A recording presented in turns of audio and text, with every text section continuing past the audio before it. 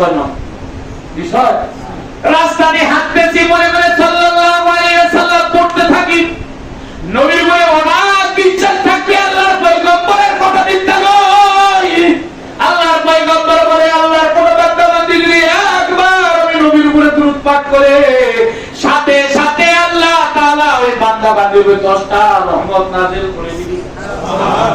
আপনি কোন বিপদে পড়ছেন, পেরেশানিতে পড়ছেন, দোকানদার ভাইরা ভালো করে শুনবেন, ব্যবসায় কোনো আয় উন্নতি পান না, বরকত পান না, কিচ্ছু পান না, সকালবেলা দোকানটা খুইলা আল্লাহর নবীর উপরে 2-3 বার 10 বার 15 বার যা পারেন দরুদ পাঠ করেন। দোকানে যতক্ষণ বসে আছেন মনে মনে দরুদ পাঠ করেন, আর আল্লাহর নবীর কথার উপরে অগাধ বিশ্বাস রাখবে।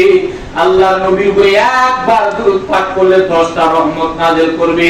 দেখবেন আপনার দোকানের ব্যবসা বাণিজ্যের মধ্যে বরকত ঢেলে দেবেন আমার আল্লাহ।